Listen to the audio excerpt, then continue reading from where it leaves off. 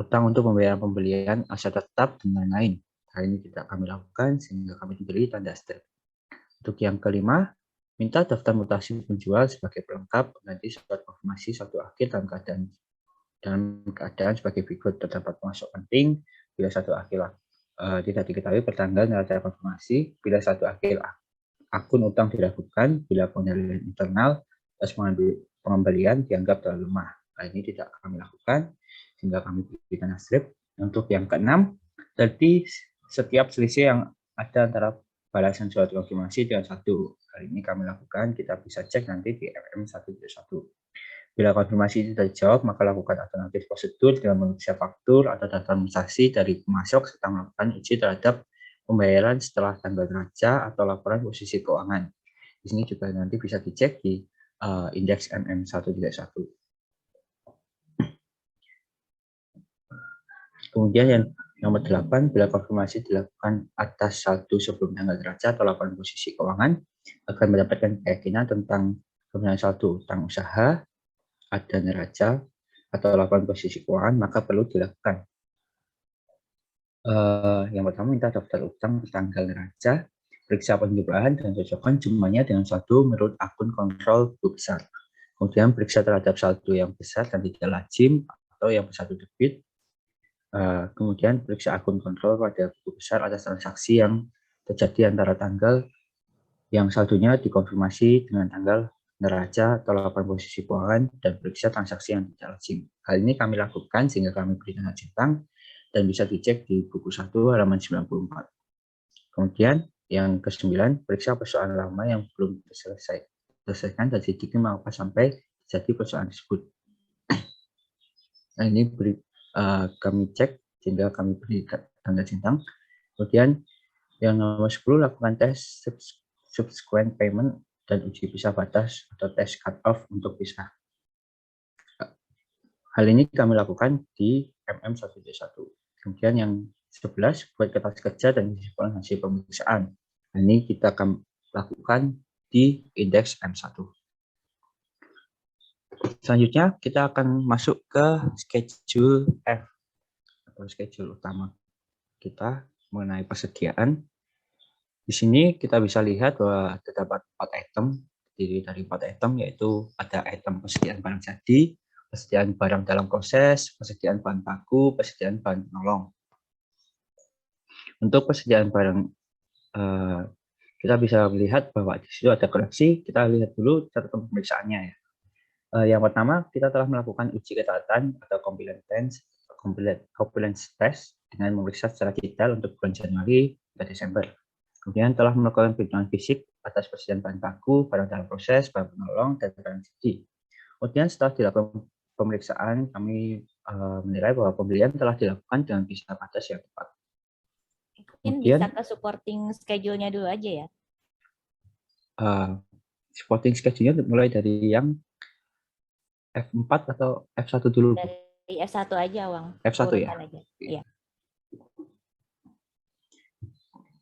Kita mulai dari F1 ya. F1 ini nanti fokus pada barang jadi. Di sini terdapat 4 item, yaitu Rukofin SP500, Rukofin SP800, Rukofin SP1000, dan Rukofin SP1500. Di sini kita bisa lihat bahwa terdapat 2 koreksi, yaitu untuk produk SP500 dan SP1000. Untuk yang pertama itu ada di SP500, kita bisa melihat bahwa ada selisih di kredit sebesar 31.820.000, sehingga satu per auditnya menjadi 556.625.000. Nah, 31.820.000 ini didapat dari mana? Kita bisa lihat di jurnalnya bahwa ternyata terdapat koreksi atas barang konsinyasi ya.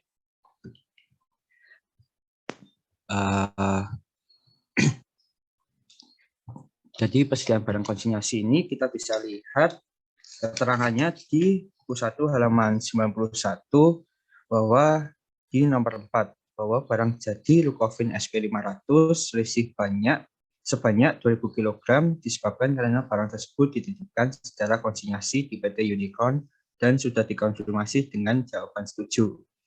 Jadi kita menjurnal koreksi dengan mendapat piutang dagang sebesar 35 juta dan mengkredit persediaan barang jadi rukuknya SP500 sebesar 31.820.000 ini didapat dari 2.000 kg tadi dikali dengan harga satuannya yaitu sebesar 15.910. Hal ini bisa dilihat di buku 1 halaman 90 ya. Kemudian untuk PPN keluarannya kita dapat dari 10% dari harga persediaan barang jadi Lukoven tadi, sehingga Rp3.182.000. Oke, coba sampai sini dulu ya. Mungkin ada yang mau, ada yang punya pendapat lain nih terkait konsinyasi. Kalau perlakuan untuk barang konsinyasi itu kan belum terjual ya. Memang di sini jadinya piutang dagang. Tapi apakah, nah ini tadi juga balik lagi ke ketika Leila ya di awal bahas ICQ ya. Kan di situ tidak tergali dia perlakuan untuk mencatat barang konsinyasinya seperti apa gitu ya. Coba silakan, mungkin kelompok yang lainnya ada yang punya pendapat lain nih terkait pencatatan konsinyasi atau sudah sama semua seperti ini. Izin Bu, mungkin saya mau memberikan pendapat. Ya, Lena, silakan. Jadi menurut saya itu barang konsinyasi itu kan barang titipan Bu ya. Terus di informasi soal juga tadi dijelaskan dititipkan saja gitu, nggak ada informasi lain kalau barang itu sudah terjual. Jadi kan artinya barang tersebut masih menjadi persediaan PT Sukus gitu Bu. Jadi tidak perlu dilakukan penghapusan ataupun koreksi gitu, meskipun secara fisik barang tersebut udah nggak ada di gudangnya PT Sugus. Tapi barang itu ada di PT Unicorn. Tapi kan itu masih kepemilikan PT Sugus gitu Bu. Jadi kecuali PT Unicorn itu sudah melakukan penjualan atas barang konsinyasi tersebut, itu mungkin baru dibuat jurnal koreksinya. Mungkin seperti itu Bu. Oke, baik. Terima kasih Helena. Silakan dari kelompok 3 ada mau menanggapi dulu atau dari yang lain? Apakah ada yang sama dengan Helena tuh kelompok berapa ya? 4 ya? Iya Bu. Di akuntansi belajar konsinyasinya kapan tuh? Dan perlu diingat ini bukan memang perusahaan yang murni bergerak di bidang konsinyasi ya.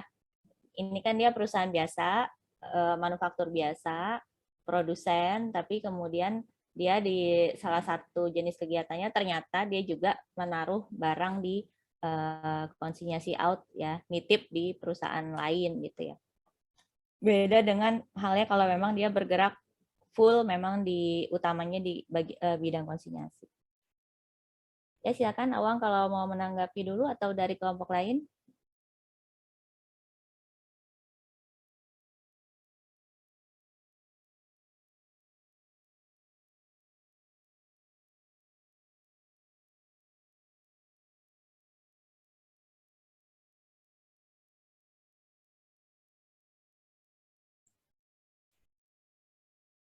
Ya, kayaknya belum ada ya. Kalau saya juga condong dengan seperti Helena ya. Jadi ini, tapi sekali lagi ya, tadi dari ICQ-nya sendiri tidak digali lebih lanjut gitu. Tapi secara umum nanti bisa dicek di pencatatan accounting-nya. Mungkin intinya nih kalau ini kan belum sebenarnya selama konsinyasi dan ini kan perusahaannya juga bukan perusahaan yang bergerak di bidang konsinyasi ya. Barang itu masih merupakan milik dari perusahaan. Jadi belum ada tuh pencatatan seperti apa. Bahkan ada PPN keluarannya itu menurut saya juga belum ada. Kecuali memang kalau perusahaan mau mendetailkan klasifikasi persediaannya. Jadi atau barang jadinya ya. Jadi mungkin dia catat ini sebagai barang konsinyasi di klien mana gitu ya. Tapi itu hanya lebih untuk data dia bahwa barang dia tuh sudah ada yang sedang ditaruh dikonsinyasikan di unicorn gitu ya. Tapi secara transaksinya sendiri itu belum ada transfer of title ataupun belum diakui juga sih sebagai piutang gitu ya. Kayaknya seperti itu kalau praktek konsinyasi. Kalau sementara dari saya seperti itu juga ya. Kalau untuk yang promosi sudah ya, kayaknya sudah sesuai ya.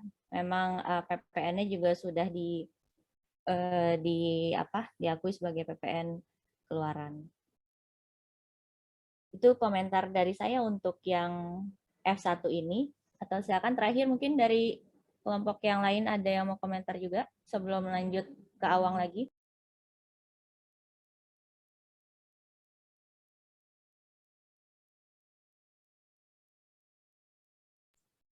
Mungkin kalau tidak ada bisa dilanjut ya Awang ya.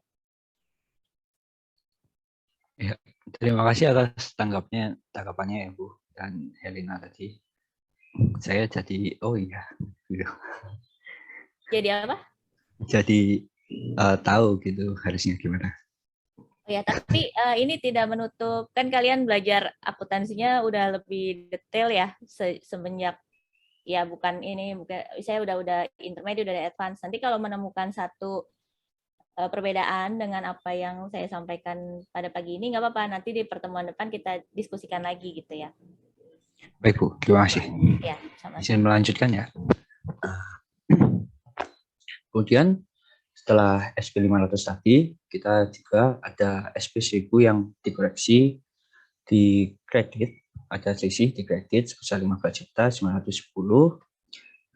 Itu jadi saldo beraudit menjadi 443.157.000. Hal ini kita bisa lihat di jurnal yang terdapat koleksi atas pembelian persediaan Rokafin SP 1000 sebagai contoh promosi.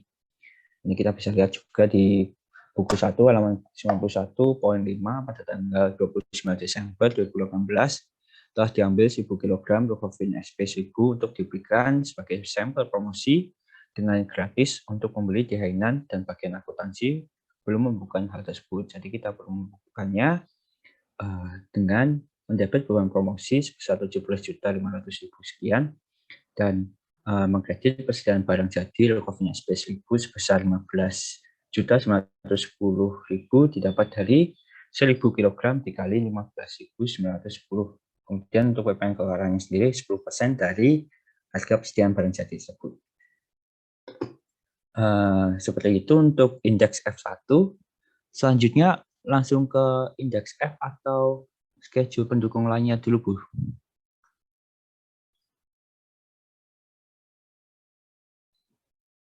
Mohon maaf, Bu Indri. Gimana? Ini ke schedule pendukung lainnya dulu, apa langsung ke indeks F? Ke yang lainnya dulu aja ya, supporting lainnya. Dulu. Kalau yang F kan hanya mengopikan finalnya itu ya, angka finalnya kan. Ya, jadi untuk indeks F2 nanti akan dilanjutkan oleh staff saya. Monggo dipersilakan. Baik, selanjutnya indeks F2. Langsung saja, jadi di sini saya akan menjelaskan indeks F2. Indeks F2 ini ada batch production nomor 377 sama nomor 378 dengan total perkelahiannya ini didapat dari buku 1 halaman 90. Nah, terus habis itu batch 377 ini bertambah sebesar 15 juta karena diketahui pada soal yang halaman 91 itu bahan apa?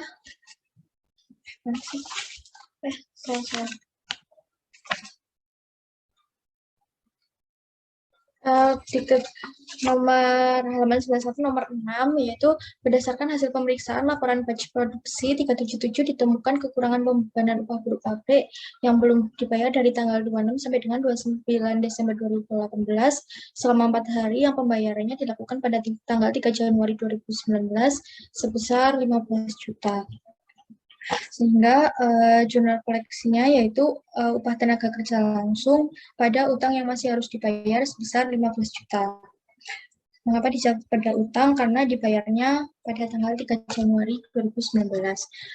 Lalu perauditnya yang pada tanggal 31 Desember 2018 itu yang nomor 377 menjadi sebesar 142.709.900. Untuk yang nomor 378 tidak ada koreksi, jadi sama. Lalu total keseluruhannya sebesar 305.107.800. Selanjutnya untuk indeks F3. Di sini ada keterangan seperti monomer polivinil, lainnya seperti oksan, DOP, PS, dan EPO.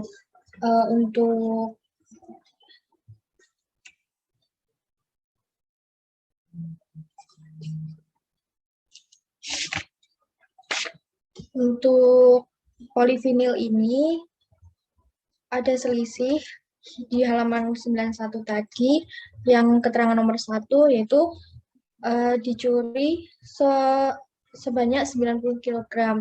Jadi 90 kg ini dikali dengan harga satuan polivinilnya sebesar 15.000, 90 dikali 15.000 jadinya 1.350.000. Lalu untuk yang PS ini,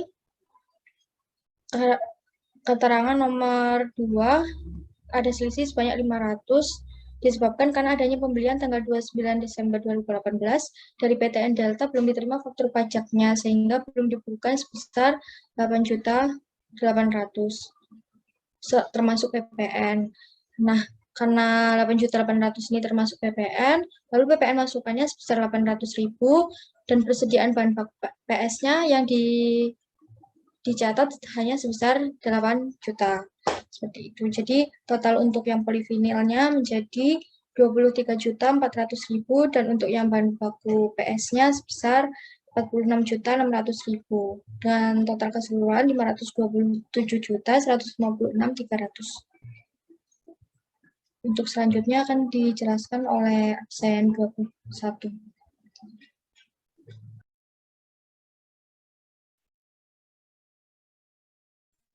Sebelum masuk ke yang F4 tadi terkait dengan direct labor ya. Direct labor mungkin kelompok lain apakah ada yang berbeda? Direct labor tadi F berapa itu? F2 ya?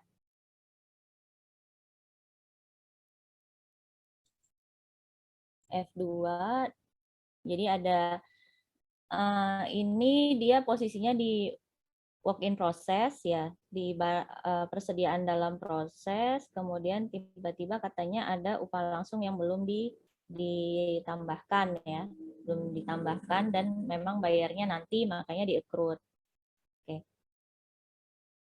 Kalau dia nanti ini kan menambah WIP ya, akan menambah nilai WIP dan WIP-nya WIP akhir ya, ending WIP ya.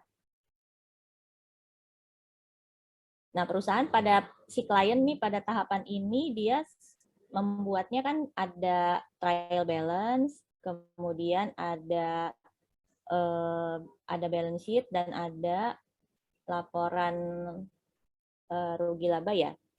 Kalau di data berkas yang diperoleh oleh auditor ya, artinya dari trial balance itu kan sudah ditutup semua dan sudah istilahnya diposting menjadi neraca dan laporan laba rugi.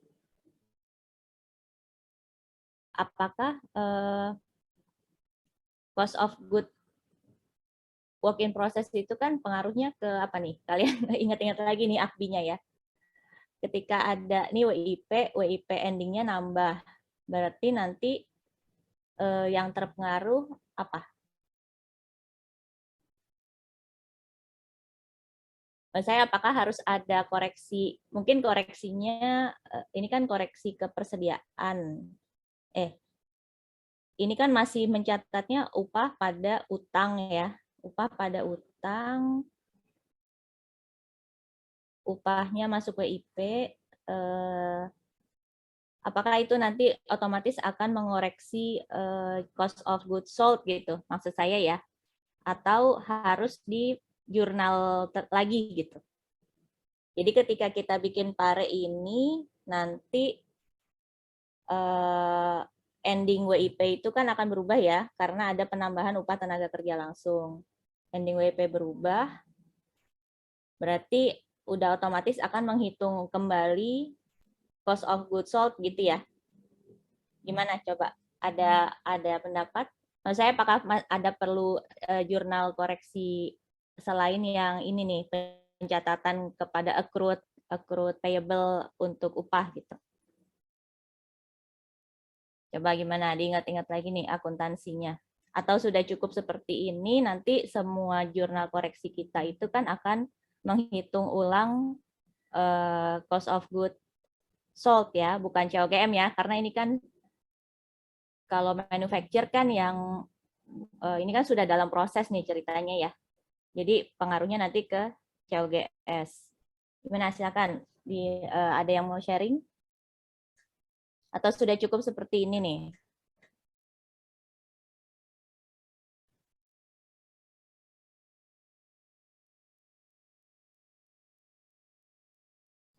Izin, Bu. Ferdi, silakan Ferdi ya. Kita diskusi ya, diskusi aja ya. Mungkin menurut saya yang dikatakan Ibu tadi benar kalau nanti jurnalnya COGS pada utang. Merujuk pada misal ada ada kesalahan yang ada di bagian laporan laba rugi, kemudian dikoreksi di tahun setelahnya, itu kan nanti ngaruhnya ke RE juga. Mungkin mekanismenya seperti itu, Bu. Terima kasih. Gimana? Maaf, coba diulang. Jadi ini kalau saya sih ini jurnalnya sudah benar gitu. Cuman saya apakah kita butuh jurnal tambahan lagi untuk nanti bisa mengoreksi si COGS-nya gitu, atau nanti ini sudah otomatis akan mengoreksi COGS gitu. Kan si perusahaan ini udah nyusun neraca ya, udah nyusun neraca. Di neraca itu kan sudah ada di laba rugi ya, udah ada COGS nih. Sedangkan ini kan baru mencatatkan tambahan WIP ya. Ini kan sebenarnya nanti ke WIP nih ya. Ada kan upah pada hutang, terus WIP pada upah, atau langsung COGS pada upah gitu ya.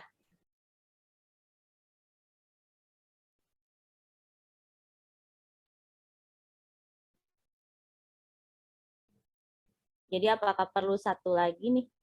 Kalau ending inventory itu akan menambah atau ngurangin, kalau ending WIP-nya bertambah, dia nambah atau ngurangin COGS tuh? Ngurangin ya kan? Ngurangin COGS ya? Ya, Bu. Oh, berarti upah atau kita ini aja ya. Coba kita hold dulu ya. Nanti kita lihat, harusnya kan kita ini terus berjalan ya. Terus berjalan, kita lihat apakah nanti kalau kita sekarang nggak ada menjurnal apa-apa terkait si COGS gitu ya, atau ke si WIP, apakah ini nanti otomatis bisa mengoreksi gitu ya. Kita aja dulu ya, sambil untuk jadi ini ya, untuk atensi ya kalian ya. Baik, silakan dilanjut.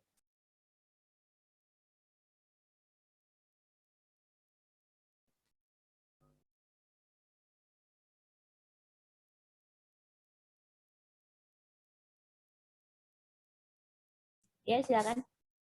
Novel ya.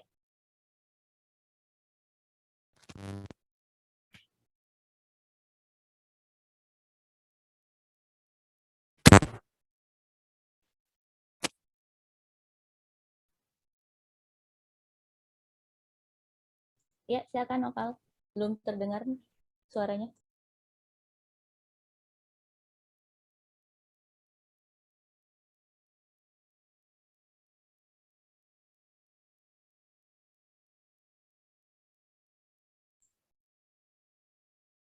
Oh, mic-nya. Oke. Itu kamu masih mute soalnya. Coba di-unmute. Oh iya, nggak bisa. Kayaknya dia harus ini ya, detect device dulu ya. Oke deh. Biasanya detect apa ya, kayak lambang Windows, terus device, terus di refresh gitu. Di bagian sound-nya. Tes. Nah, udah bisa. Silakan. Ya, selanjutnya saya akan menjelaskan schedule F4, yaitu terkait persediaan bahan penolong. yaitu bahan penolong ada 4 item, yaitu drum warna, drum polos, karton box, sama lem. Nah, itu didapat saldo per klien pada tanggal 31 Desember 2018 itu dari halaman 89 yang bagian bawah itu didapat dari jumlah unit dikali harga satuan.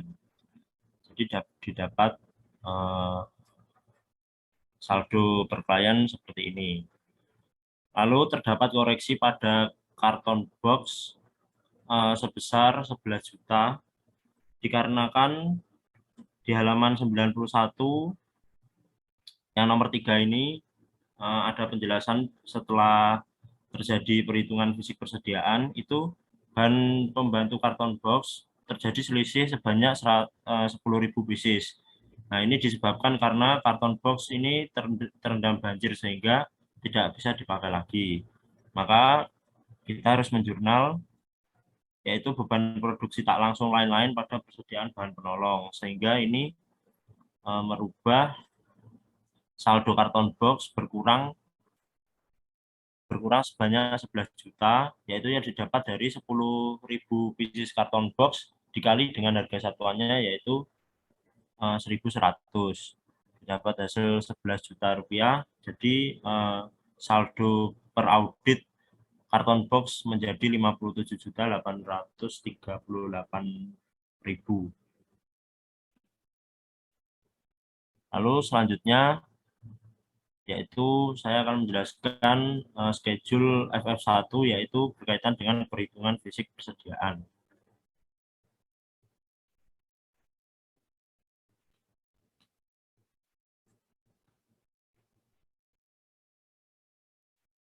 Nah, jadi perhitungan fisik persediaan ini ada 3 menurut jumlah, yaitu dari jumlah menurut fisik, kartu, dan pengaruhnya apa dengan persediaan. Jadi apabila terjadi selisih antara fisik dan kartu, itu bagaimana selisihnya terhadap persediaan. Nah, nama barang-barang atau item-item ini didapat dari halaman 90 yang bagian bawah.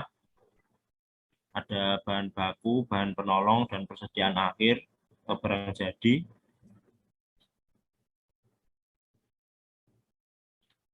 Nah, ini saldonya juga didapat dari, maksudnya kuantitas satuannya ini juga didapat dari halaman 90 itu. Jadi ini ada beberapa selisih yang terjadi, yaitu di polyvinyl, karton box, Rukofin SP500, sama Rukofin SP1000. Yang pertama yaitu terjadi selisih antara jumlah fisik polyvinyl dan jumlah persediaan di kartu persediaan, yaitu selisih 90 kg. Itu disebabkan karena pada halaman 91 nomor 1 itu dijelaskan bahwa bahan baku polyvinyl terjadi selisih sebanyak 90 kg disebabkan karena bahan baku tersebut dicuri dan sampai akhir tahun belum diadakan penyesuaian terhadap persediaan tersebut. Maka kami lakukan penyesuaian di sini, yaitu persediaan ini berkurang sebanyak 90 kg. Lalu selanjutnya terjadi juga perbedaan jumlah fisik dan jumlah kartu, yaitu di bahan penolong karton box, di mana jumlah fisik ini lebih kecil daripada jumlah kartu. Ini berkaitan dengan schedule sebelumnya, yaitu bahan pembantu karton box yang terjadi selisih 10.000 pieces tadi dikarenakan terendam banjir sehingga tidak dapat dipakai lagi. Nah, ini jadi kita mengurangi 10.000 pada kartu persediaan. Lalu terjadi selisih juga pada persediaan akhir atau barang jadi ini di Rukofin SP500, yaitu terjadi selisih 2.000. Ini disebabkan karena barang tersebut dititipkan secara konsinyasi di PT Unicorn dan sudah dikonfirmasi dengan jawaban setuju. Jadi secara fisik, nah secara kartu ini masih dicatat sebagai persediaan, tapi secara fisik ini dititipkan secara konsinyasi di PT Unicorn. Lalu selanjutnya terjadi juga perbedaan di Rukofin SP 1000, yaitu sebanyak 1000. Nah, ini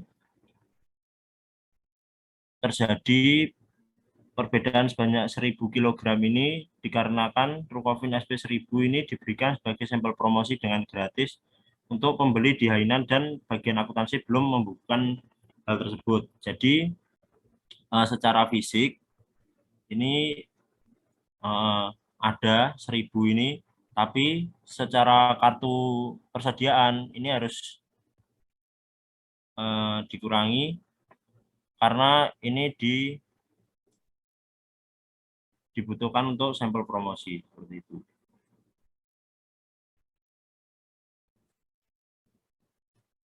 Lalu selanjutnya TOC 3.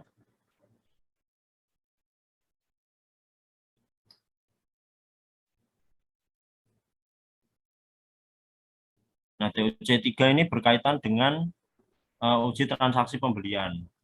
Jadi ini uji transaksi pembelian ini yang dilakukan sebelum periode selesai, yaitu di tanggal 29 Desember 2018. Ini berdasarkan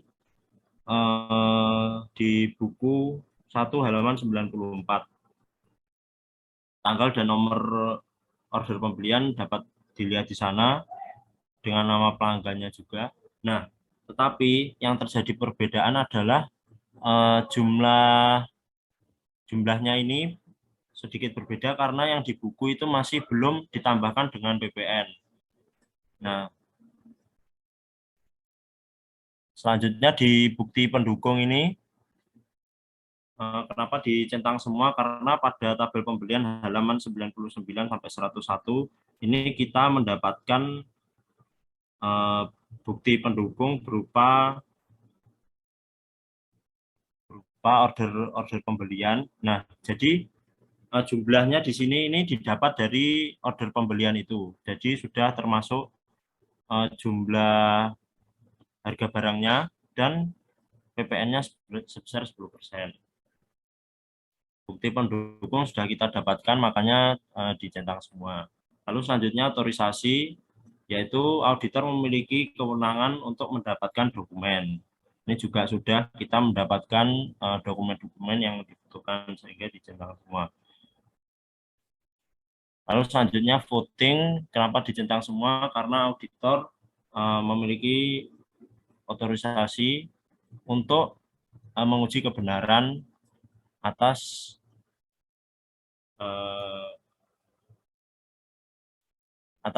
pembelian ini. Lalu selanjutnya buku pembelian dan kartu persediaan ini sudah diperiksa kelengkapan otorisasinya, dan di buku besar ini sudah dicocokkan dengan buku besar pembantu utang. Lalu selanjutnya di schedule M1, ya ini berkaitan dengan utang usaha.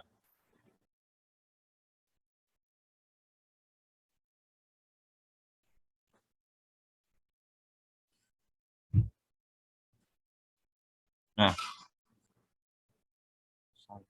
saldo utang usaha ini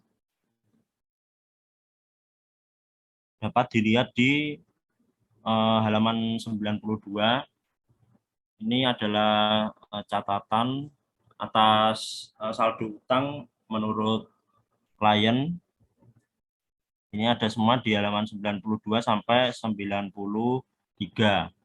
Nah, di sini ada beberapa yang menyebabkan perbedaan antara saldo per klien dan saldo per audit, yaitu jawaban atas konfirmasi pada halaman 94. Nah, yang pertama itu PT Andala setelah menjawab setuju, jadi tidak ada yang harus diubah. Lalu yang kedua yaitu PT Berkat. Ini PT Berkat melakukan kesalahan karena melakukan kesalahan pada pencatatan atas penerimaan piutang pada 3 Desember 2018 sebesar 990.000. Jadi ini mengurangi utang usaha. Lalu selanjutnya PT Caraka telah menjawab setuju.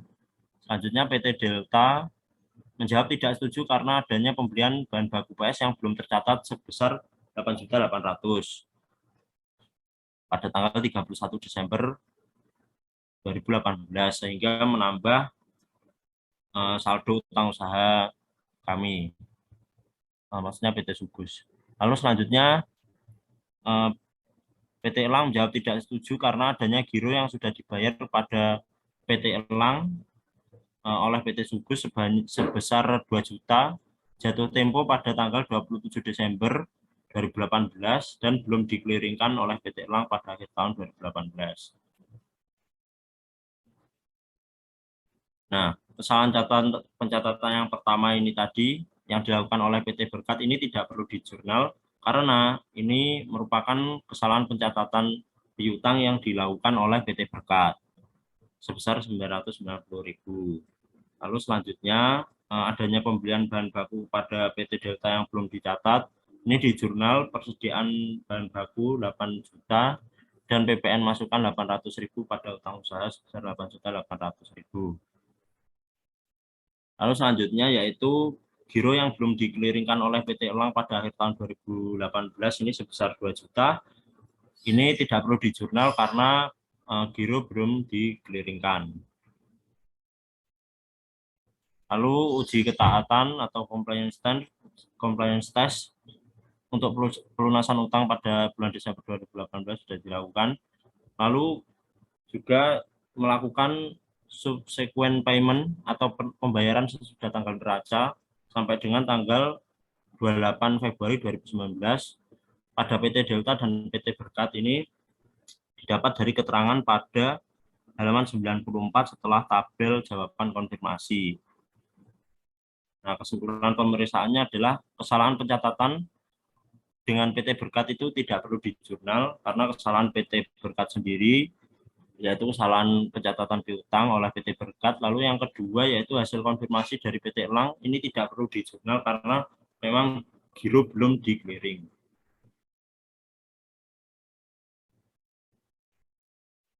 Selanjutnya schedule MM1 akan dijelaskan oleh rekan saya Andi. Silakan. Oh ya, sebentar Noval coba. Ya, Bu. Mungkin mau ada yang ini dulu sebelum masuk ke sini ya. Oh, Yang ya. tadi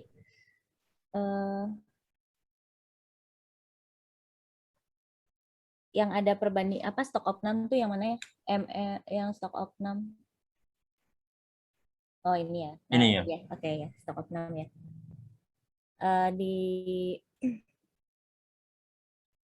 ini yang Rukovin yang sampel untuk promosi secara fisik 28856.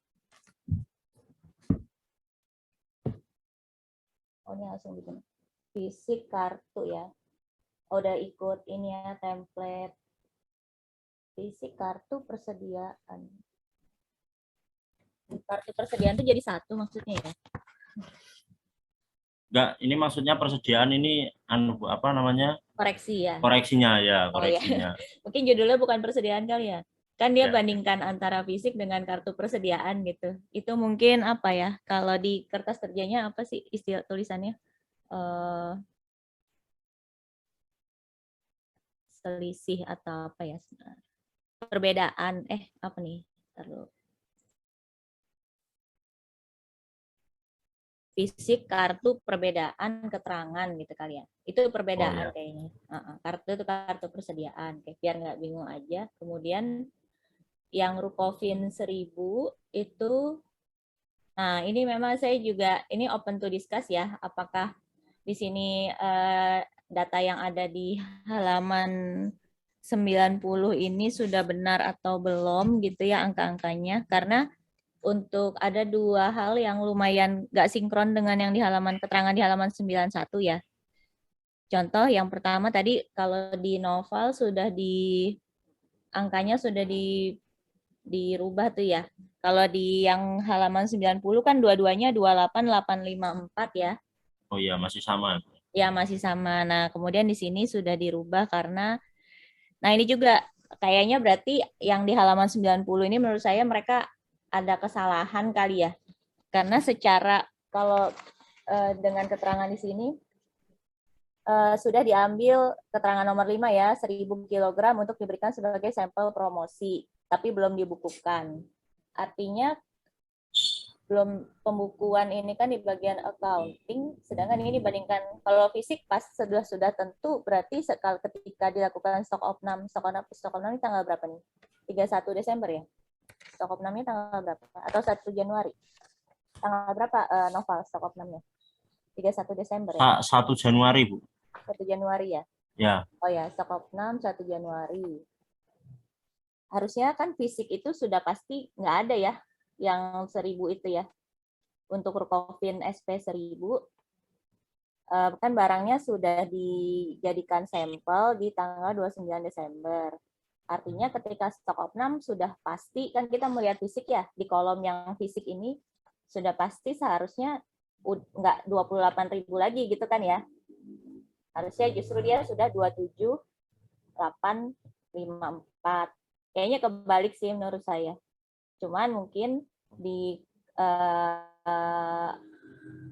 nah ini juga sebenarnya kalau kartu persediaan itu kan sebenarnya dia melekat di gudang ya, melekat di gudang. Ini sebenarnya lebih masuk akal kalau dibandingkan dengan ya bisa aja sih kita bandingkan fisik dengan kartu persediaannya, tapi dengan asumsi saya ya kalau pengendalian internalnya sudah bagus, orang yang mengawasi keluar masuk barang itu pasti selalu mengupdate kartu persediaan. Nah, cuman mungkin nanti antara kartu persediaan dengan accounting, mungkin saja ini secara sistem tidak langsung online real time gitu ya, nggak langsung terhubung, bisa jadi dia baru di-adjust setiap minggu, baru kalau ketika ada update baru dikirim ke bagian accounting dan lain-lain. Ini aja ya, kita diskusi aja ya. Sepanjang yang saya tahu, kalau itu tadi, kalau pengendalian internal sudah bagus, biasanya kartu persediaan itu pasti akan selalu diupdate ketika ada keluar masuk fisik barang. Yang mungkin berbeda adalah dengan catatan, kan dia selalu bilang gini ya, bagian akuntansi belum membukukan. Padahal mungkin kalau bisa lihat lagi ke flowchart atau job desk-nya, yang mengupdate kartu persediaan siapa ya? Coba kita balik lagi ke awal-awal ya. Yang mengupdate kartu persediaan itu siapa?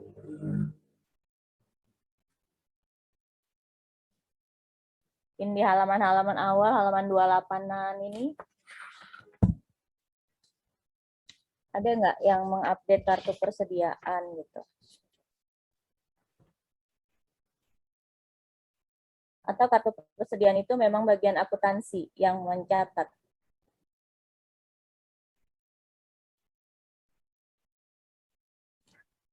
Ada yang bisa menemukan keterangannya?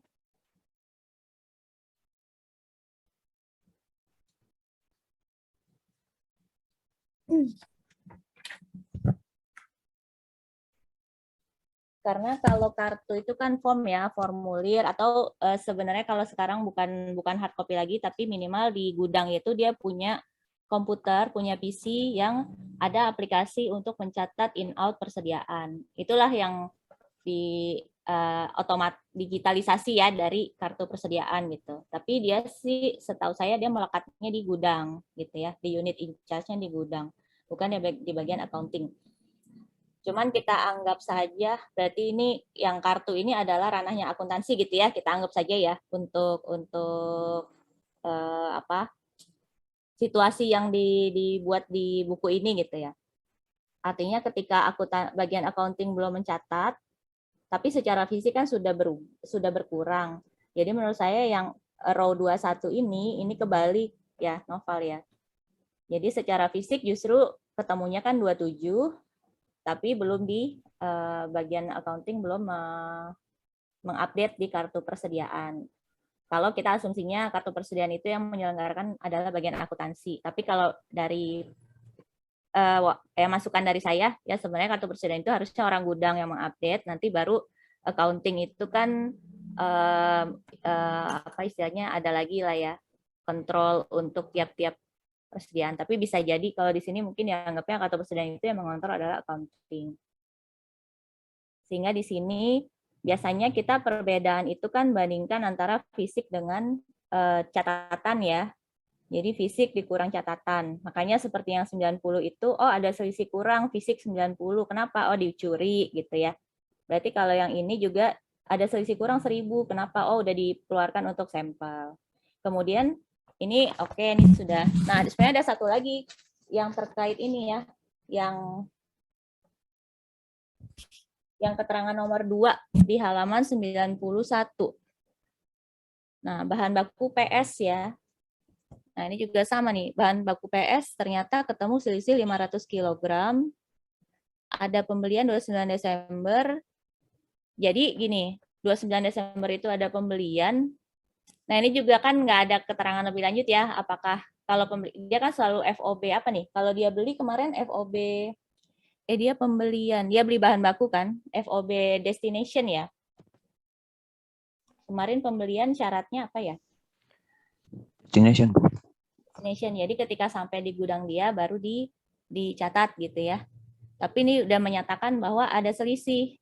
Artinya dan kenapa catatannya belum muncul karena katanya belum menerima faktur pajak sehingga belum dibukukan. Artinya kalau kita anggap pembukuan di sini adalah yang di kartu, di buku itu masih 500 kilo kali berapa gitu ya nilainya ya, yang untuk PS. Tapi secara fisik kayaknya dia sudah nambah gitu, nambah 500 kilo. Jadi kalau nambah 500 jadi berapa tuh fisiknya? Yang PS, bahan baku PS.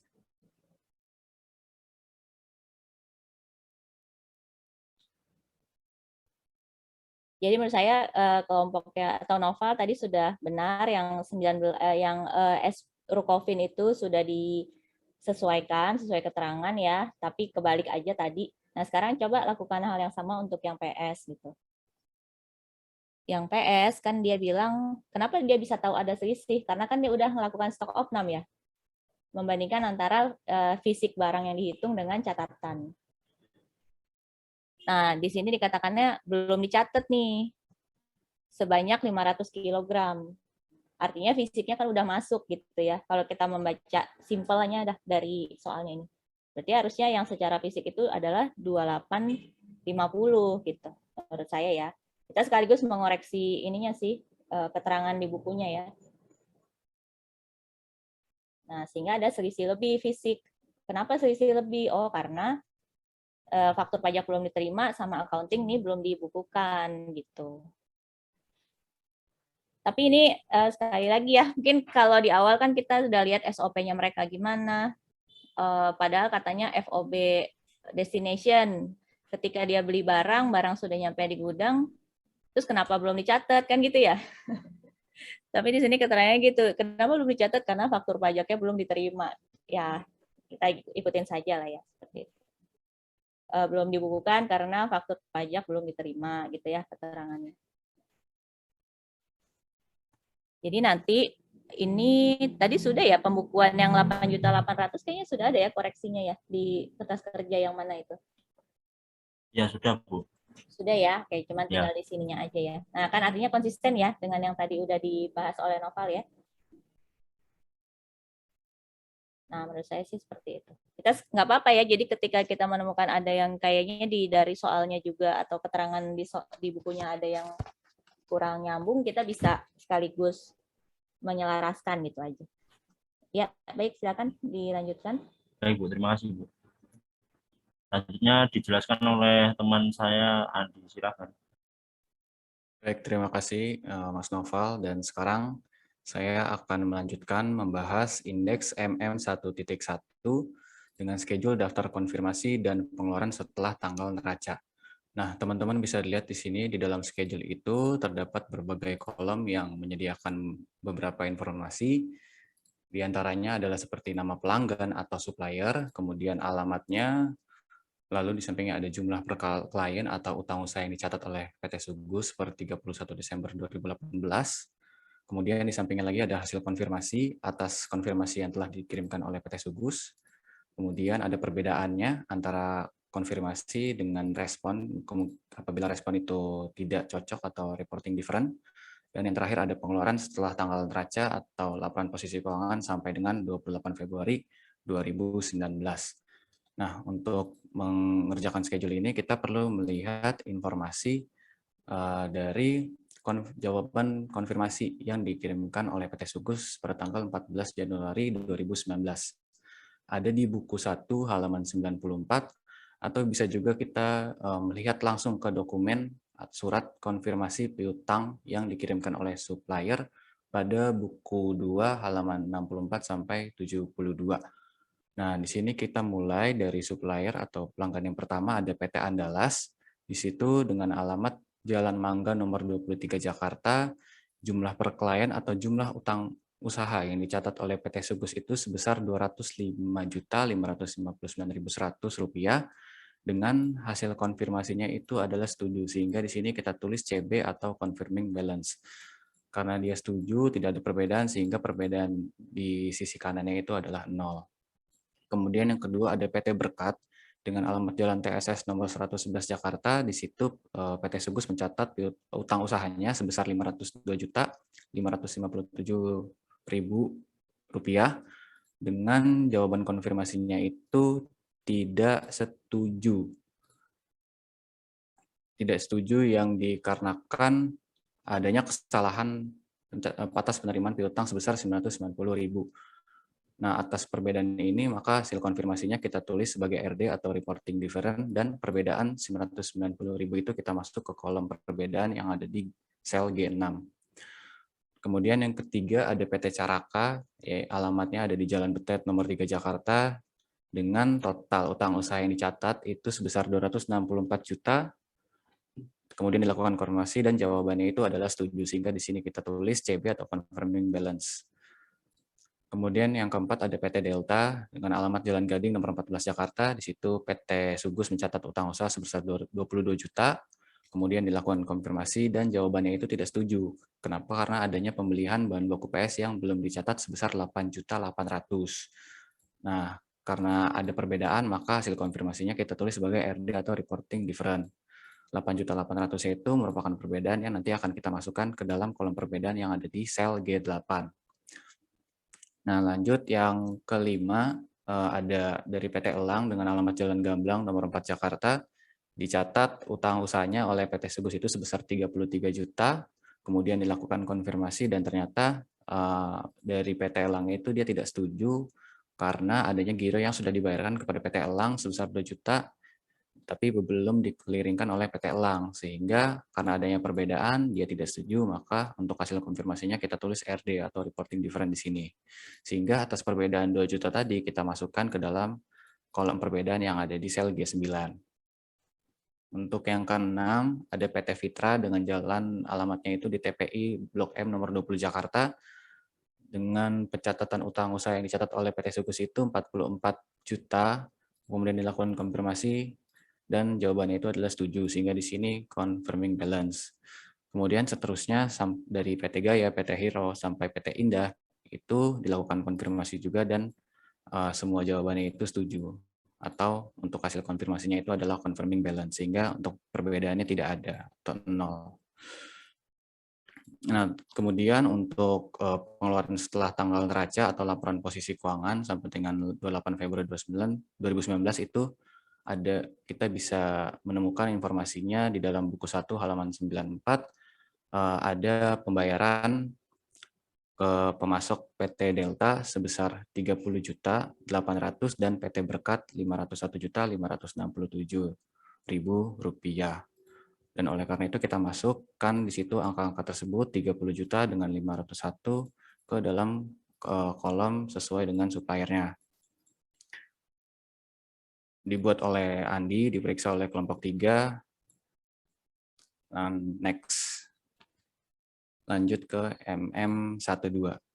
Nah, di sini kita masuk ke indeks MM1.2, yang dimana ini schedule ringkasan hasil konfirmasi positif utang usaha yang tadi saya telah jelaskan di MM1.1, dengan tanggal pengiriman konfirmasi itu 14 Januari 2019 untuk pengiriman pertamanya, dan di schedule-nya terdapat berbagai informasi seperti jumlah konfirmasi, kemudian ada jumlah dalam satuan rupiah, presentase utang terhadap utang tahun berjalan, dan juga persentase utang terhadap utang tahun lalu. Dan di sini kita lihat dari saldo menurut konfirmasi atau saldo dari respon yang cocok atau confirming balance itu ada 6 tadi, itu sebesar Rp711.559.100.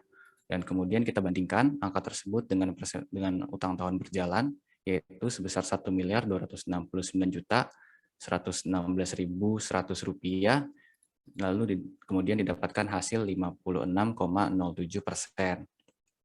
Nah, kemudian ketika kita bandingkan dengan utang tahun lalu, itu kita dapatkan hasil 66,61%. Nah, utang tahun lalu per audit 31 Desember 2017 sebesar Rp1.068.203.500 itu bisa kita dapatkan dari kertas kerja pemeriksaan tahun lalu, buku 1 halaman 223. Nah, selanjutnya di bawahnya setelah saldo menurut konfirmasi, di sini ada selisih yang dilaporkan. Ini merupakan saldo yang kita dapatkan untuk respon yang berbeda atau tidak setuju, tidak cocok, atau reporting different. Dan untuk jumlah konfirmasinya kita mendapatkan 3 yang berbeda dengan jumlah total usahanya itu sebesar Rp557.557.557.000. Kemudian kita bandingkan dengan utang tahun berjalan, kita dapatkan 43,93%, dan untuk kita bandingkan dengan tahun lalu, kita dapatkan hasil 52,20%. Nah, kemudian di bawahnya ada dengan pembukuan klien yang supplier yang memberikan jawaban konfirmasi reporting different itu ada total sebesar Rp11.790.000. Dan kemudian kita bandingkan lagi dengan utang tahun berjalan, kita dapatkan 0,93, dan juga kita bandingkan dengan utang tahun lalu, kita dapatkan 1,1%. Sehingga untuk total konfirmasi yang kita kirim itu ada 9, dengan total utang usahanya itu sebesar Rp1.269.116.100, dengan total usaha yang dimiliki oleh PT Subus per 31 Desember 2018 itu ada Rp1.269.116.100. Karena sama, berarti persentase konfirmasi yang dikirim terhadap total utang itu 100%. Sedangkan apabila kita ingin membandingkan total yang dikirim dengan utang usaha tahun lalu, itu kita dapatkan hasil sebesar 118,81%. Dibuat oleh Andi, diperiksa oleh kelompok 3. Next. Dan kemudian kita masuk ke indeks PL2, yang dimana ini merupakan schedule beban pokok penjualan. Nah, di dalam schedule ini itu menghitung berapakah COGS yang dihasilkan oleh perusahaan, dan atas schedule ini kita telah melakukan beberapa penyesuaian berdasarkan dari schedule-schedule sebelumnya yang telah dibahas oleh teman-teman. Dan kemudian kita dapatkan di sini pada akun persediaan bahan baku akhir itu kita terdapat penyesuaian sebesar 8 juta di debit dan 12.350.000 di kredit. Nah, untuk angka ini didapatkan dari schedule F atau schedule utama, atau juga bisa dapat dari F3 dan juga F4 yang tadi dibahas oleh Mbak Laila dan juga Mas Noval. Untuk 8 juta di debit itu disebabkan oleh pembelian bahan baku yang belum dicatat. Dan untuk 12.350.000 rupiah yang dikredit itu disebabkan oleh pencurian dan banjir. Nah, kemudian ada lagi penyesuaian selanjutnya di dalam akun barang dalam proses akhir. Nah, ini ada di schedule F atau enggak F2 yang dibahas oleh Mbak Laila. Nah, mungkin tadi ini sempat dibahas, disinggung juga apakah Bentar, sorry bagaimana? Andi. Ya. Ini artinya ini kan bahan baku ya. Kalau yang banjir tadi dia bahan penolong, dijadikan satu ya? Atau bisa di ini? Untuk Bahan baku awal pembelian. Iya Bu, jadi Jadikan bahan baku satu itu ya? ada 2, jadi saya jadikan 1. Oh ya, oke. Ya asal ini aja ya, tahu ya dari mana ya. Ya, Oke. baik. Saya lanjutkan kembali. Untuk akun barang dalam proses akhir yang ada di schedule F2, itu terdapat penyesuaian sebesar 15 juta, dan mungkin tadi udah disinggung juga sama Bu Indri, dan menurut saya perlu ada jurnal tambahan untuk membebankan upah tadi yang belum dibebankan ke WIP. Jadi sebenarnya mungkin ya, menurut saya ada jurnal WIP terhadap upah tenaga kerja. Dan oleh karena itu terdapat penyesuaian sebesar 15 juta di debit yang disebabkan oleh tadi yaitu kekurangan pembebanan upah buruh. Dan yang terakhir ada penyesuaian di akun persediaan barang jadi akhir yang ada di schedule F1 yang tadi dibahas oleh Mbak Laila juga. Di situ terdapat di kredit sebesar Rp47.730.000 yang dimana ini disebabkan oleh barang promosi dan juga konsiasi. Sehingga dari sini kita bisa lihat, mungkin boleh di-scroll ke atas lagi. Iya, untuk penggunaan raw material atau bahan bakunya itu terdapat perubahan yang tadinya sebelumnya itu sebesar Rp31.517.198.595 yang ada di D9, karena tadi kita melakukan beberapa penyesuaian sehingga untuk saldo penggunaan material per auditnya itu menjadi Rp35.521.548.595 yang ada di sel G9. Dan karena penyesuaian itu otomatis untuk total biaya manufakturnya juga berubah yang ada di sel D21 yang tadinya sebelumnya itu sebesar Rp33.815.091.224 menjadi Rp33.819.441.224. Karena untuk total biaya manufaktur ini kan didapat dari penjumlahan antara penggunaan material, kemudian penggunaan tenaga kerja langsung, labor, dan juga overhead. Sehingga karena tadi kita melakukan penjurnalan atau penyesuaian di bagian material, sehingga terjadi perubahan untuk total biaya manufakturnya. Dan selanjutnya, kemudian terdapat perubahan juga untuk harga pokok barang manufaktur atau COGM, yaitu yang sebelumnya sebesar Rp33.859.963.724 yang ada di sel D25 itu berubah menjadi Rp33.849.313.724. Hal ini disebabkan oleh perubahan total biaya manufaktur tadi dan juga ada penyesuaian dalam akun barang dalam proses atau WIP tadi. Dan yang terakhir,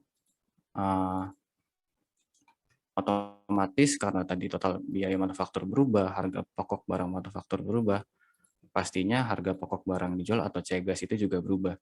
Sehingga kita dapatkan di sini sebelumnya untuk akun COGS itu ada sebesar Rp33.197.959 yang ada di sel D29 berubah menjadi Rp33.257.959. Hal ini disebabkan oleh perubahan dari harga pokok barang manufaktur atau COGM yang tadi saya jelaskan, dan juga ada penyesuaian terkait akun persediaan barang jadi akhirnya.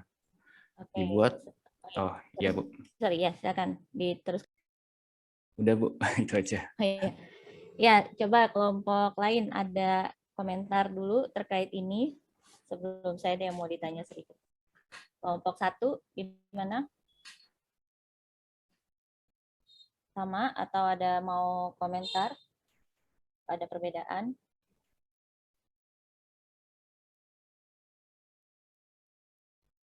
Kelompok 2.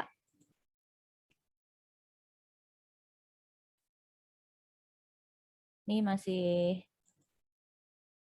nyimak nggak ya?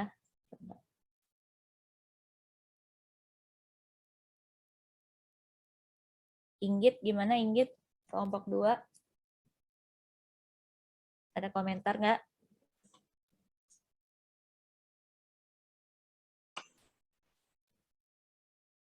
Iya, Bu. Ada komentar? Sama atau berbeda atau gimana? Untuk bagian yang ini itu bagiannya Denis, Bu. Denis ya, coba. Silakan Denis. Iya, Bu. Sama atau ada perbedaan, Denis? Sejauh ini masih sama sih, Bu. Itu yang F1, yang row 28 itu persediaan barang jadi akhir. Bentar, Bu. Ini kami ada di F1-nya itu 47.730 sama, Bu. Sama ya. Itu dari mana 47? Kan katanya dari indeksnya dari kertas kerja F1 ya. F1 ini kok tadi saya ngelihatnya cuman ada kredit 15,9 juta. Yang 47 itu coba dari apa dan apa ya?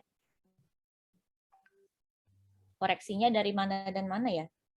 Bu, yang nanti dia di F1 tuh kan Bu ada 31.820 ditambah 590, Bu. Ditambah 15.910 itu, Bu, dari. Oh, ini kalian masih itu ya, yang barang konsinyasi ya? Yang barang Iya, Bu. konsinyasi ya, masih di jurnal ya? Iya. Oke, oke. Jadi mungkin bedanya itu ya.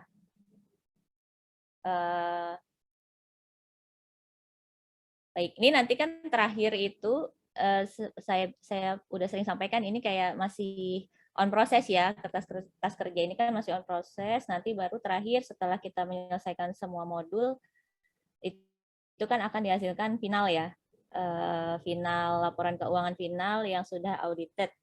Nah, jadi jangan lupa untuk setiap pertemuan mungkin ada yang diberikan masukan, ada pandangan dari kelompok lain. Nah, seperti ini tadi kan kalau menurut saya sendiri konsinyasi itu tidak di jurnal dulu kecuali dia memang mau memisahkan ya. Di catatannya itu di sistemnya itu dia udah punya account untuk konsinyasi. Jadi hanya mengkategorikan aja barang yang ada benar-benar di fisiknya ada di dia berapa, yang masih punya dia tapi statusnya sedang berada di tempat lain karena konsinyasi berapa. Tapi semuanya tetap menjadi persediaan gitu ya, tidak juga berubah menjadi piutang atau bahkan ada PPN dan sebagainya. Nah, artinya yang hal-hal seperti itu ya, yang sepanjang kita diskusi teman-teman kalian presentasi itu juga selalu di note ya, di notes, dan karena itu akan menentukan nanti angka terakhir yang ada di audited, laporan keuangan audited dari kelompok kalian.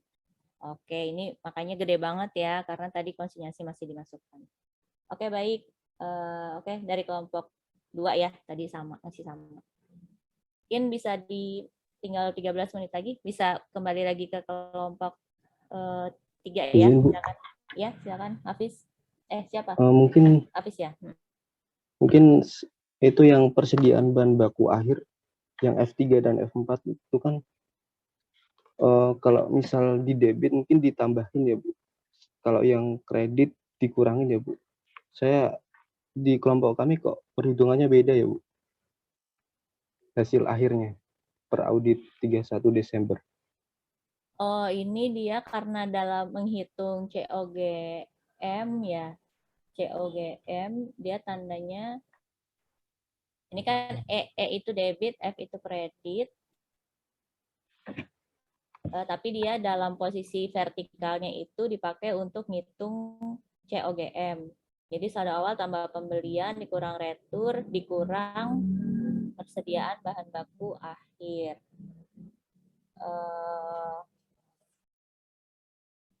Ini beda ini ya, plus minus saja ya. Kalau koreksinya sendiri kan dua angka itu aja kan ya, 8 juta sama 12,3 ya, benar? Sama Iya, Bu. nggak habis? Benar. Iya, Terus, sama, Bu. Cuma mungkin apakah debit menambahkan atau mengurangkan gitu ya?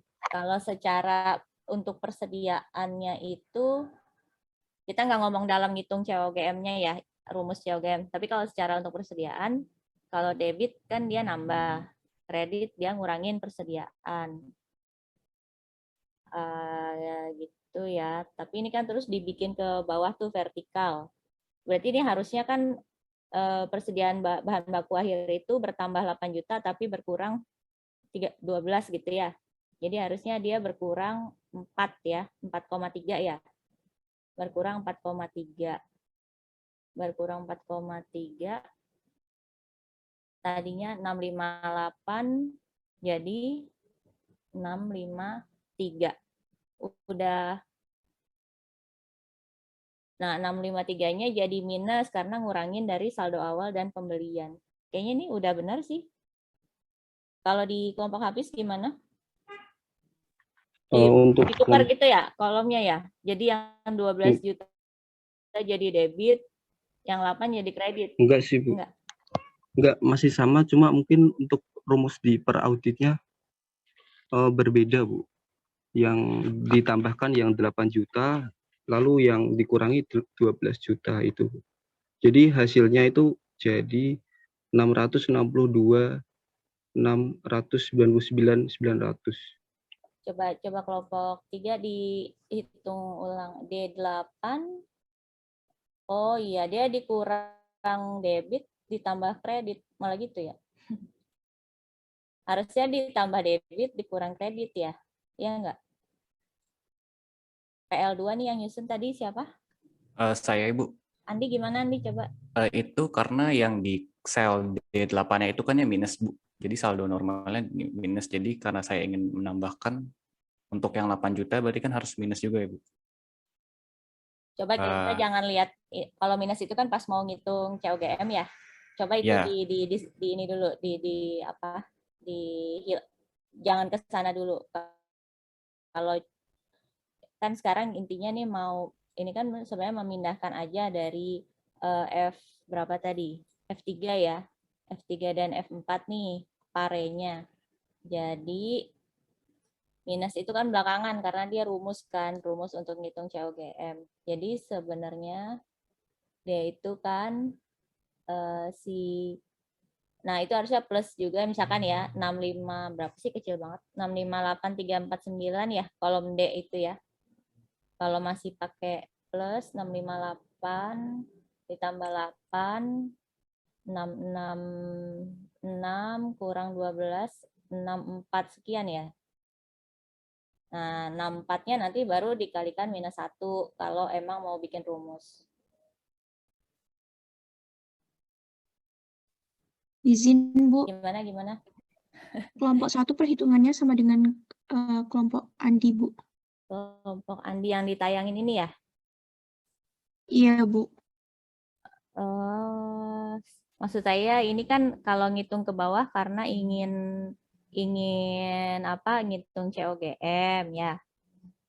Nah, sebenarnya coba kalau misalkan minus-minusnya dihilangkan dulu nih, nanti cuman pakai rumus aja pas ngitung total biaya manufakturnya itu baru pakai rumusnya di situ gitu. Berarti kan misalkan kalau retur, oke lah retur nggak masalah ya. Nah, persediaan bahan baku akhir nih, misalkan ini kita pakai plus dulu aja semua nih, persediaan bahan baku air. Berarti per klien 658, ya kan? Kemudian adjustment debit kreditnya juga sama kan? 658 tambah 8 kurang 12, gitu kan? Oke. Nih, nanti tenaga kerja bla bla bla bla bla bla. Beban-beban berarti total biaya manufaktur awal tambah beli dikurang retur dikurang akhir. Itu yang row 9 keterangannya apa tuh? Row 9 di kolom B itu ceritanya keterangannya apa tuh nanti? Apa ya?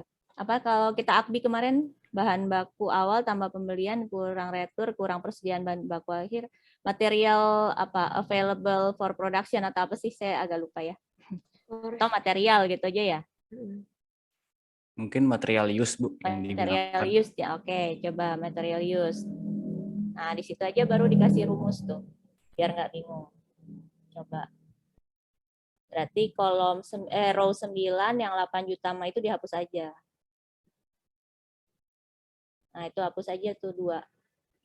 Hapus. Nah, jadi itu udah bener ya. 31 kurang 1 dikurang. Coba rumus yang D9 apa? Rumus D9. D9. Nah, itu. Nah, itu kan masih sum. Diganti. Berarti kan sama dengan persediaan awal tambah pembelian yang persediaan bahan baku akhir kan dikurang nanti. Sampai retur, di sum sampai retur nggak masalah karena udah minus, baru kurang yang bahan baku akhir. Sekian. Itu nggak usah hapus aja yang tengah. Nah, udah. Oke, terus total biaya manufaktur berarti 31 tambah 196. Coba rumus yang row 21 udah benar belum? G 11 tambah 9 G9 tambah G11 tambah G19. Sudah benar ya? Yang D21 juga udah benar ya? Oke. Nah, kalau seperti ini masih sama nggak dengan yang tadi? Sama, Bu. Sama ya. Kelompok nada kan tadi pakai minus-minus tuh. Sama aja kan?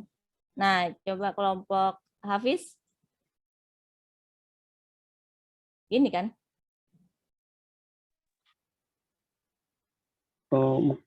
Masih belum sih, Bu. Mungkin Kenapa bedanya? sebenarnya itu masih sama dari yang tadi awal. Untuk per klien dari 31 Desembernya itu Ya. saldonya minus. Tapi untuk Saldo minus. yang Kok saldonya minus? ya itu yang persediaan barang bahan baku akhir itu, Ibu. Oh, kamu masih pakai format minus. Kalau ini kan udah nggak pakai format minus nih. Minus itu karena mau ngitung COGM kan. Nah, sekarang kita ngitung COGM-nya di rumusnya di bawah aja. Oke. Intinya material use kamu berapa per audit 31 Desember? Material use. Material use-nya 31 512 848 595, Bu. Ini kayaknya kamu yang ketukar kali ya. Oke deh, nanti saya periksa. Tapi menurut saya ini udah benar sih. Dan ini ternyata sama aja ya. Kalau tadi kalian pakai minus di persediaan bahan baku kan, itu cuman biar mudah aja, biar nggak bingung. Kenapa ya kelompoknya habis? Mau di-share screen nggak? Tapi nggak bisa dijejerin ya. Mungkin di kelompok saya yang buat salah, Bu. Tapi ini secara kira-kira bedanya kenapa, Hafiz? Izin, Bu. Jadi kelompok saya itu PL2-nya saya yang buatkan, Bu. Nah, jadi iya, Bu. Jadi saya salah ngitung, Bu. Saya itu ditambah 8 juta dikurang sama 12.350 ini. Iya, Dan benar. persediaan bahan baku akhir itu saya masih minus. Itu. Oh, ya, karena jadi, mau bikin rumus COGM. Ya, Ya, gitu. nggak apa. Tapi kan kalau 658 ini yang lagi disorot ya, D8 658.349 tambah 8 juta kurang 12.350 itu kan jadinya 653 kan? Iya, Bu, Ya. sama. Iya, oke kan angkanya udah sama. Cuman terserah kalian mau ngitung untuk ngitung COGM-nya itu apakah yang persediaan bahan baku akhir ini mau diminuskan? Nggak masalah sih. Materialnya berapa, Helena? G9.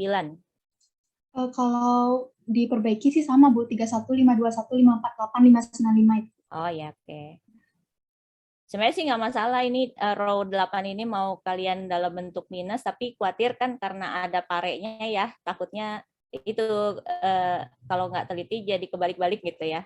Jadi kalau mau ya di-clean-kan aja dulu semua, nanti tinggal rumusnya dihitung di saat materialis aja gitu, biar nggak pusing. Ya, oke, jadi intinya sudah ini ya, udah sama ya. Terima kasih, Bu. Ya baik, makasih Hafiz, Helena, tadi Andi ya. Kelompok 2, Nada juga tadi udah membahas. Ya, silakan dilanjut aja ya nih biar nggak usah sampai jam 10. Coba apa lagi nih? Baik, Bu, izin untuk melanjutkan. Sekarang saya akan membahas indeks PL 2.1 dengan schedule uji pisah batas pembelian. Nah, di schedule ini terdapat berbagai kolom, yaitu ada order pembelian. Order pembelian ini dibagi menjadi dua, yaitu tanggal order pembelian dan juga nomor order pembelian. Dan di sampingnya ada nama pelanggan atau nama supplier dan jumlah dalam satuan rupiah, dan kemudian tanggal pencatatan. Nah, untuk hal ini kita bisa mengisinya dengan membaca informasi terkait pembelian sebelum dan sesudah tanggal neraca dalam buku 1 halaman 94, atau mungkin bisa langsung ke dokumennya yang ada di halaman 99 sampai 101. Nah, jadi tinggal kita isi aja mulai dari tanggal order pembeliannya, kemudian ada nomor order pembelian, nama pelanggan, jumlah, dan juga tanggal pencatatan yang sama dengan tanggal order pembelian itu terjadi. Sehingga di dalam schedule ini kita tidak menemukan adanya pergeseran pencatatan terhadap pembelian yang dilakukan, sehingga pencatatan pembelian pada PT Sugus itu tepat. Mungkin itu saja dari saya. Selanjutnya pembahasan schedule 2.1 yang akan dibahas oleh Aul. Silakan Aul.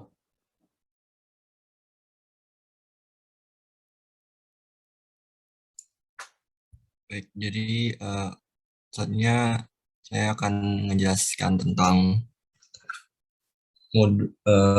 schedule A21.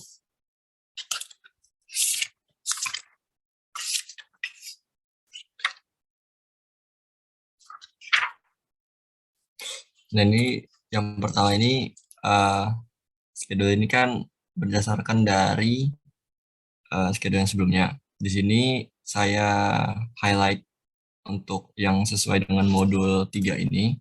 Yang pertama itu ada di persediaan dengan ref-nya F, terus per audit 31/12/2017-nya itu 1.808.000.000. Lalu per kliennya 2.726.000.000. Di sini parenya di debitnya 23 juta, untuk kreditnya 60.080.000. Untuk per audit 31/12/2018-nya di sini jadi 2.689.458.700. Di next saja.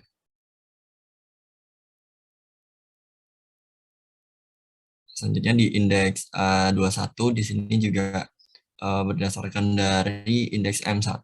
Di sini ada utang usaha. Untuk per audit 31/12/2017-nya itu 1.068.000.000. Untuk per kliennya itu 1.269.000.000. Untuk parenya ini berdasarkan dari M1 ini debitnya 950.000, untuk kreditnya 10.800.000. Nah, untuk per audit 31 Desember 2018-nya jadi 1.226.926.100. Lanjut ke A31.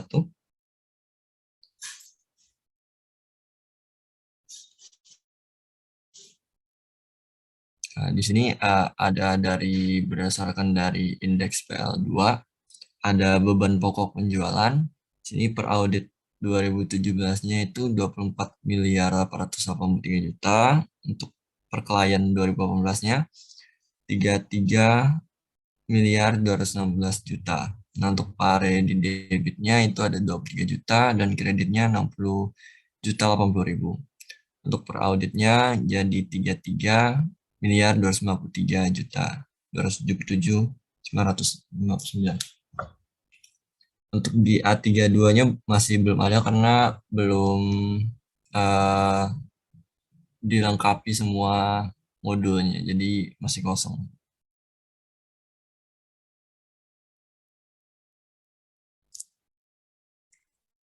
Mungkin itu aja sih untuk A21, A22, A31, dan A32-nya. Terima kasih. Oke, baik. Terima kasih, Aulia. Mungkin mana tadi ya? Dari silakan kalau ada yang mau berkomentar, cuman jangan yang ini kali yang ditayangin ya. Yang mana tadi? A21 beban persediaan dari F. Silakan kelompok lainnya. Ada yang mau dikomen? Tadi kelompok 2, kelompok 4. Kelompok 4, David, Hafiz, Helena tadi sudah ini ya, banyak komentar. Nanda, Syafruddin. Ada yang mau dibahas? Silakan.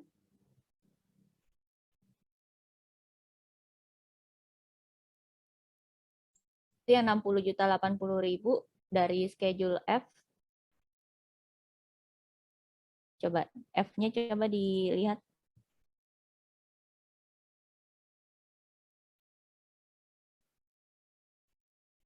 Rp1.350.000.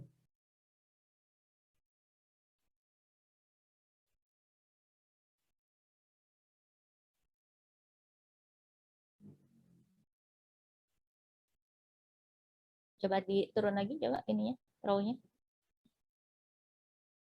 Tadi beban produksi persediaan bahan baku 1.350.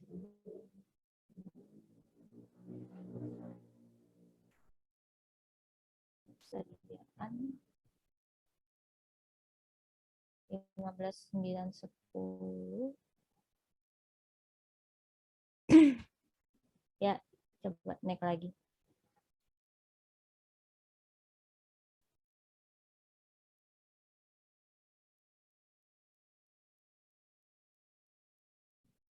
Oke, bisa balik lagi ke yang tadi, A21. Silakan kalau kelompok lain ada yang mau dikomentari. Ini kelompok 4 tadi kok nggak ada yang respon ya? Apa udah sama atau mungkin ini tadi belum menyesuaikan, yang ada yang belum, ada yang masih berbeda atau gimana? Syafruddin, ada Syafruddin? Bukan bagian saya, Bu, yang ada. Oh ya, siapa nih? A21 siapa? Coba tunjuk, Syafruddin.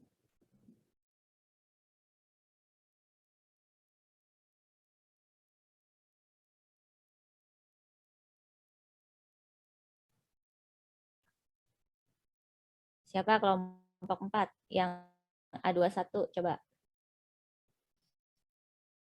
David, ada David?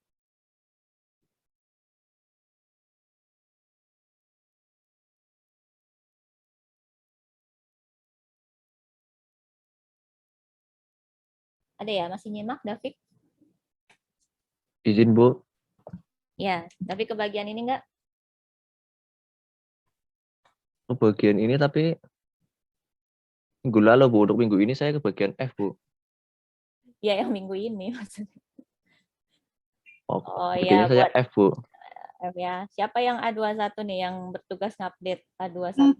Kami buatnya yang untuk A21 sampai A32 itu kan karena ini ya, Bu. Karena itu tinggal nambah-nambahin sama schedule sebelumnya, jadi itu kami buatnya bareng. Oh gitu ya, yang jadi lebih ikut saya sih. ya. Ya. Iya, udah sama belum? Udah, Bu. Untuk ya. yang udah semua. Oke deh. Baik. Ada yang mau dibahas lagi nih terkait penggudangan dan apa sih judulnya? Penggudangan, persediaan, sama utang usaha ya. Kelompok lain, kelompok 5, kelompok 6, ada komentar? Atau sudah cukup? Sudah paham semua ya? Atau sudah sama? Silakan, kelompok 5, kelompok 6. Izin, Bu. Ya, silakan. Izin bertanya, tetapi tidak yang tentang Oh schedule ya, A nggak ini, apa-apa. Bu. Silakan. Ini, Bu, Gimana? saya masih bingung untuk yang TOC itu kan, Bu. Saat saya mengecek di dokumen itu, di order Ya. pembelian, pada PT Delta itu kan kuantitasnya 1.250, Bu. Lalu harganya itu 2.800, tetapi totalnya itu 70 juta. Sedangkan di jumlah akhirnya itu 20 juta, Bu. Nah, saat saya menghitung Oke, 1 juta. sebentar. Ini minta tolong ada yang punya soft copy-nya nggak? Kalau ini yang lagi tayang kan Novel ya. Novel ada soft copy scan-scanannya nggak? Mungkin bisa sekalian kita sandingkan. Bentar ya, Listia ya. Baik, Bu. Biar bisa langsung kelihatan. Soalnya saya ribet juga nih buka-buka buku. Terlalu full. Halaman berapa coba mungkin Listia sudah tahu, udah hafal? Kalau di PDF itu 102, Bu. Coba. Kalau yang di buku 99. Halaman 99, tolong Novel. Nah, ini. Iya. Coba dikecilin. Ini yang bagian PDF sebelah kanannya mungkin bisa di X. Nah, ya.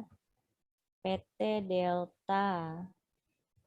Ini teh enggak, ini untuk apa nih? Ini kan tergantung PO-nya ya. 2200279 udah sama. Terus 22 juta udah sama.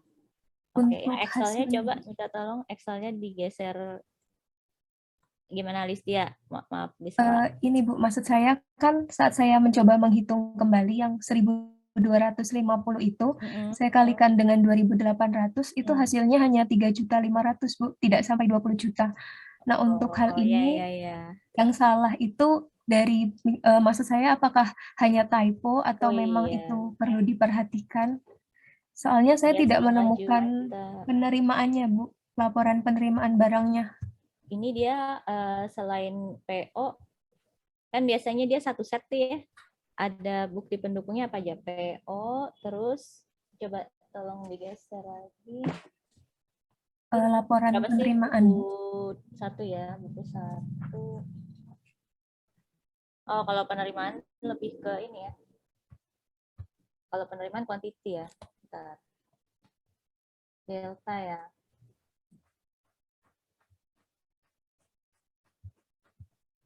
PT Delta nggak ada ya di penerimaan bahan baku, nggak ada ya, nggak ada buktinya ya, nggak ada. Oke. Pengeluaran bank. Nah ini dia, soalnya dia pembayarannya juga ini nggak tahu ya, pembayaran bukti pengeluaran banknya tuh untuk ini kan nomor bukti pengeluaran bank, ada nomor akun, tapi nggak merefer nomor PO ya. Iya nggak sih di bukti pengeluaran bank ini?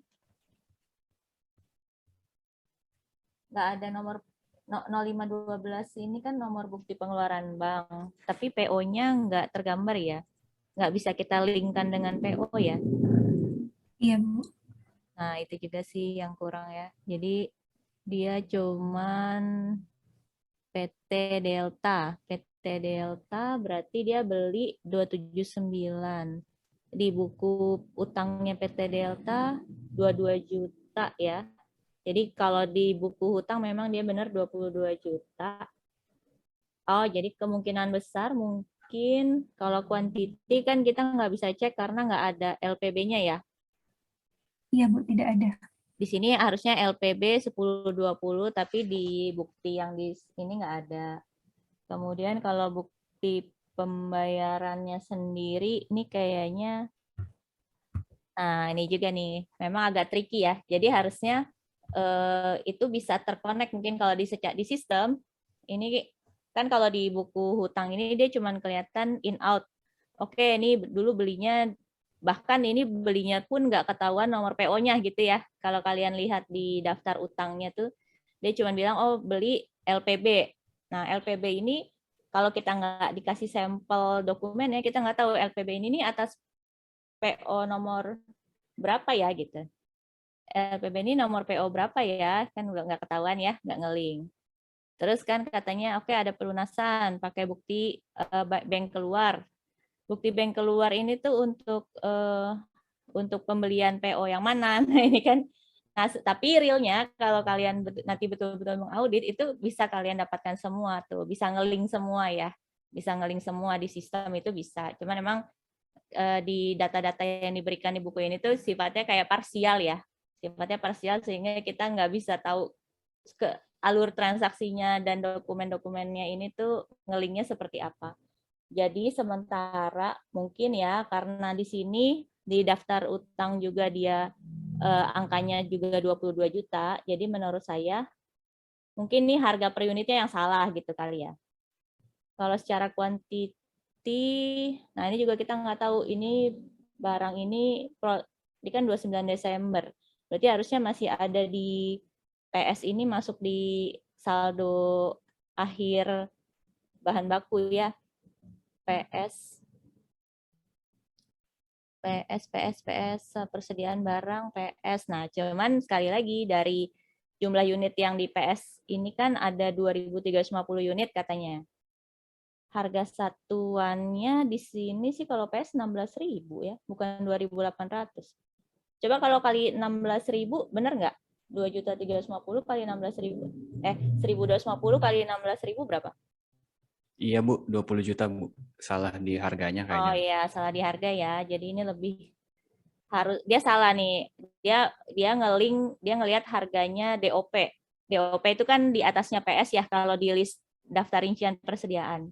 DOP itu 2.800, PS 16.000. Oke, berarti tadi sangat teliti ya. Ternyata ini ada salah di harga per unit. Harusnya 16.000. Tadi siapa yang bertanya? Saya, Bu. Iya, Listia. Jadi lebih kepada ini ya, dia salah soal nih ya, salah keterangan. Cuman gitu sih cara kita meng-cross check, kita bisa telusuri ke semua ke data-data lain yang ada. Cuman sekali lagi memang sayangnya ini kurang komprehensif ya datanya ya. Memang tapi sangat sulit sih mau membuat buku untuk praktikum seperti ini sangat sulit ya. Tapi kalau yang penyusunnya memang orang KAP itu sebenarnya mereka tapi mungkin mereka malas juga ya kan harus ngeganti-ganti identitas, ganti data atau apa. Jadi hanya sedikit yang diberikan untuk tiap modul gitu. Padahal kayak tadi saya bilang, ini kita nggak tahu nih order ini, PO ini tuh untuk, tadi apa, LPB tadi untuk PO nomor berapa itu kan nggak kelihatan. Kemudian pembayaran yang ada di daftar hutang itu, dia bayar bank keluar itu untuk PO yang mana, itu juga nggak kelihatan kan gitu ya. Atau untuk LPB yang mana nggak kelihatan. Tapi realnya secara kalau kalian nanti ngaudit itu bisa kalian tarik semua dari sistem ya. Dan kalian kan sudah belajar TABK ya, teknik audit berbantuan komputer kan nanti kalian tinggal melookup dan lain-lain secara sederhana itu bisa dapat satu aliran transaksi mulai dari awal sampai pembayaran seperti itu. Ya gitu ya, Listia ya. Jadi ini salah aja nih dia harga per unit. Tapi makasih sudah sangat teliti. Yang lain gimana Listia? Aman, cuman ini aja nih yang salah ya. Kalau yang lain tuh mungkin yang PT Elang tapi selisihnya tidak terlalu banyak sih Bu, hanya 8.000. Oh, yang pakai koma ya belakang ya? Ya, sama yang lain mungkin dibulatkan saja sih Bu. Yang mana sih? Yang Rukofin SP 1.500 bukan?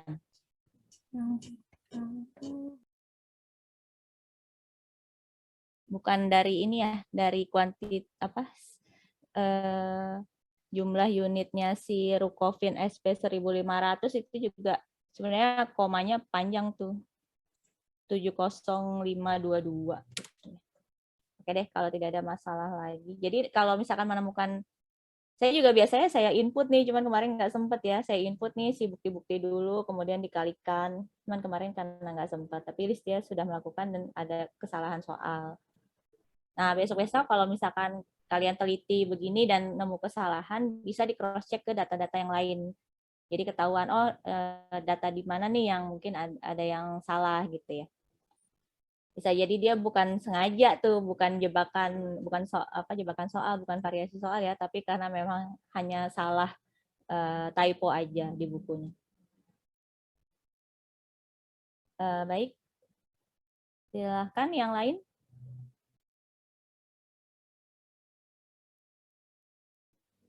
Mungkin kalau misalkan tidak ada untuk pertemuan berikutnya ini kan kita loncat ya modulnya ya. Jadi bukan kas dulu. Kita loncat ke modul 5 ya, RPS-nya. Kita pertemuan kelima, nanti modul 5 ya. Beban dibayar di muka.